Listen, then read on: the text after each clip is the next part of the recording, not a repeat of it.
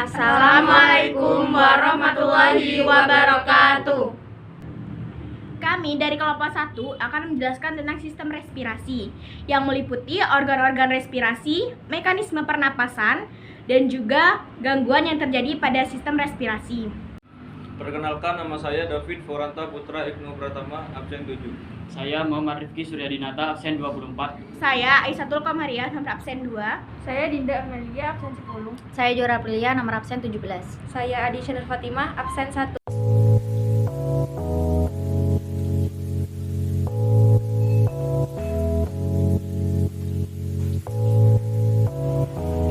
Organ pernapasan manusia.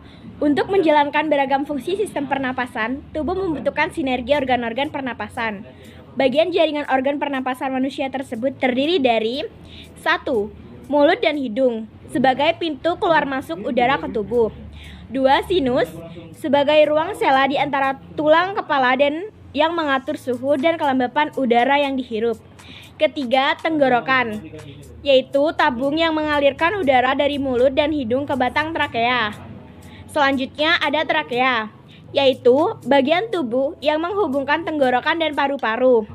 Selanjutnya, tabung bronkial, yaitu tabung di bawah tenggorokan yang terhubung ke paru-paru. Selanjutnya terdapat paru-paru.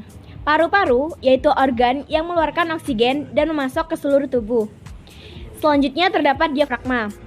Diafragma adalah otot yang membantu paru-paru menarik dan mengeluarkan udara.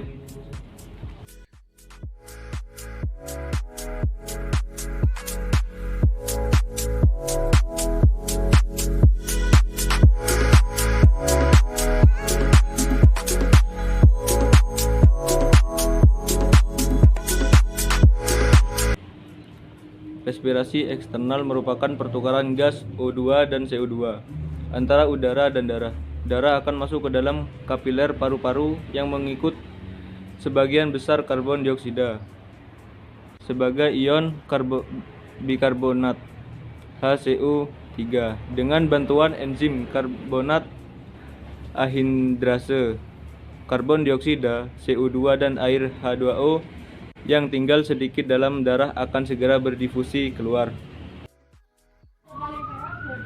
Pernapasan dalam atau internal.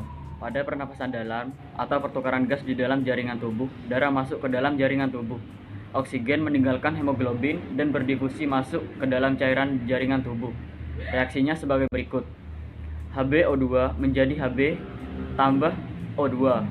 Difusi oksigen keluar dari darah dan masuk ke dalam cairan jaringan dapat terjadi karena tekanan oksigen di dalam cairan jaringan lebih rendah dibandingkan di dalam darah. Hal ini disebabkan karena sel-sel secara terus-menerus menggunakan oksigen dalam respirasi selular.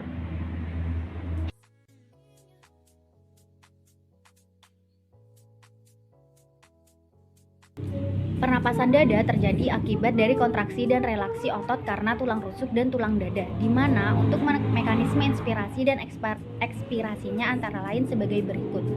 Inspirasi atau inhalasi. Otot antara tulang rusuk berkontraksi, rongga dada mengembang, volume paru-paru membesar dan tekanan mengecil sehingga udara dari luar masuk ke dalam paru-paru agar tekanan dalam paru-paru dan udara luar sama.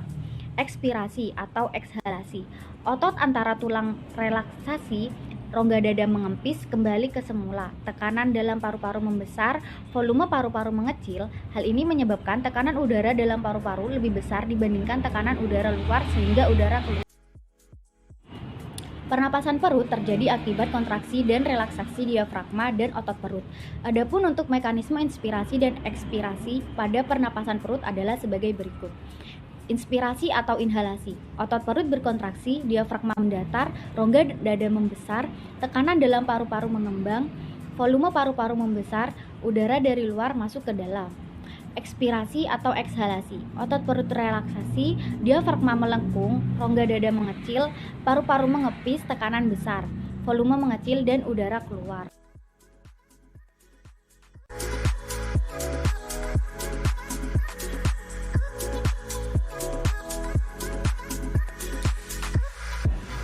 Berbagai gangguan respirasi yang sering terjadi. 1. Flu. Flu disebabkan oleh virus influenza yang menginfeksi hidung, tenggorokan, dan paru-paru. Virus penyebab gangguan respirasi ini dapat menyebar melalui udara, benda yang telah terkontaminasi, maupun kontak fisik dengan penderita flu. 2. Faringitis. Faringitis adalah peradangan pada tenggorokan atau faring. Keluhan ini disebabkan oleh infeksi bakteri maupun virus. Faringitis dapat ditangani berdasarkan penyebabnya. Misalnya, faringitis yang disebabkan oleh bakteri dapat diobati menggunakan antibiotik. 3. Laringitis. Gangguan respirasi lainnya adalah laringitis, yaitu peradangan yang terjadi pada laring atau pita suara. Keluhan ini umumnya disebabkan oleh penggunaan laring yang berlebihan, iritasi, atau infeksi. 4. Asma. Asma merupakan gangguan respirasi yang ditandai dengan peradangan pada saluran pernapasan. Keluhan ini membuat saluran napas mengalami penyempitan. Penyebabnya bisa karena alergi, paparan asap, polusi, hingga udara dingin. Gejala khas yang umumnya dialami penderita asma adalah mengi, sesak napas, dada terasa sesak, dan batuk.